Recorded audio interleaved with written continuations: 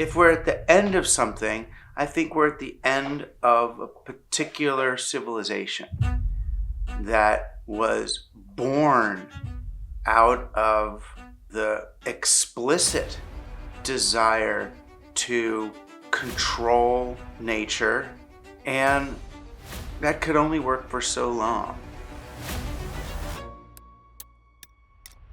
The Western civilization is built on premises and tools, the software of the perceptual operating system that came to birth in the planet, sort of around the axial age, about 500 BCE, and took off from there.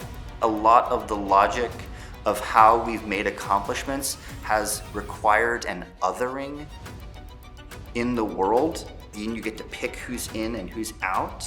That intrinsic externalization of something is an internalization of others, rather than seeing a kind of inclusive, interdependent whole, is a driving logic that has brought about the meta-crisis in a core way and is untenable. What we're all sensing is that the system in which we live is not consonant with human values, with human flourishing. There's a strong sense that we are being spirited away. It seems we're being driven from the surface, from the skin of things into the bone of things. First, get a handle on what exactly the crisis you're imagining and you're dealing with is, in the sense of your own life and in the history of human civilization. Once you do that, you can start looking at it and saying, well, maybe it's not a crisis, but maybe it's an epochal shift. Maybe it is a time between worlds. It's like we don't entirely belong to the world as it is now, although we're still part of it.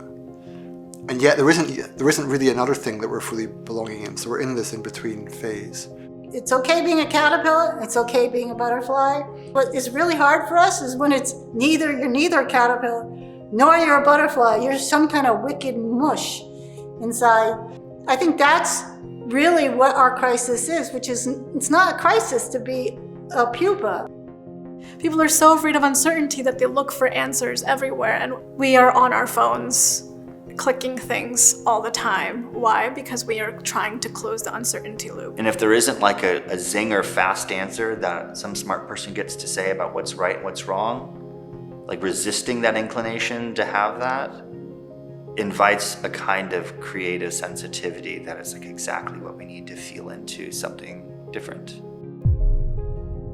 No human being alive today has experienced what is being born. So how do we train ourselves to be midwives when we don't know what's being born and we don't know how its birth is going to happen? The more important question is whether we will create the conditions for it to be born. And so for me, the thrilling moment is whether we can get through this birth of human consciousness, this new birth, in time before human life becomes unsustainable on the planet. And I think we're neck and neck. Now you have a narrative that says, yeah, we're living through this. Like, how many people get to live through this? This opportunity for humans to put something in the historical record that's never been in there before. These times call for experimentation. That isn't the energy of a solutionism. It's not the energy of justice. It's the sensuousness of a world in search of itself. People rediscovering awe, sensuousness, sensitivity to the world, in some way as like the very first catalytic steps towards any kind of response to the industry of attention enclosure and extraction that we're having at this time. Cultivating awe, which is really just your sense of connection to everything. Those states, I would argue, on the one hand, they're great training for being present with others and helping people metabolize, but I have come to believe that they are in and of themselves healing for this greater organism of which we're a part. I think it's our humility that makes us human, because we understand that we are part of a larger ecosystem. What kind of humbling would it take for us to remember how to show up as not only those who destroy, but also those who are a keystone species, those who contribute to the life of forests, the life of landscapes? I would argue that we're in this transitional time of the meta-crisis.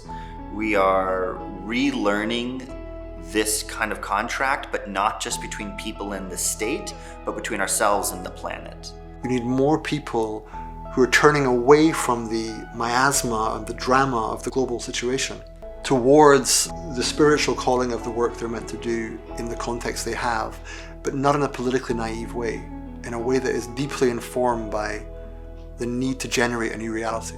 And there are more and more people hearing the call to that path now. That there is a movement that doesn't look big enough to be taken seriously because it doesn't scale up, it scales outwards. And in just the same way that we can train an economic system to only value extraction and enclosure, we can teach and train the systems that we make to reflect a regenerative mindset too. I think this is a really important inflection point where the only thing we really have to do, in my opinion, is be deliberate and intentional, trust and surrender. Listen, just listen. Shut up and listen. That's it.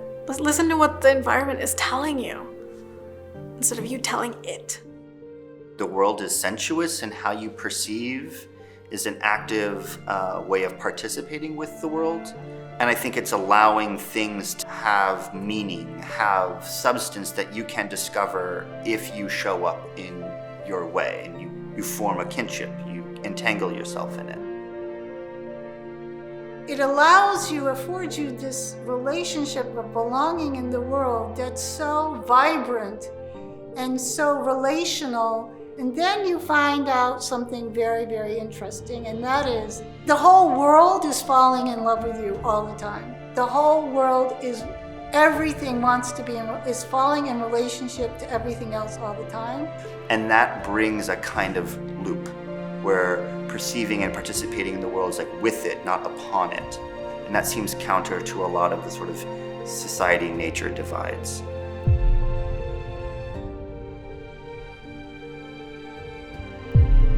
So I do think a civilization based on compassion and connection and experience and embodied reality is totally possible. And the kind of contagion that a generation could get might be surprising.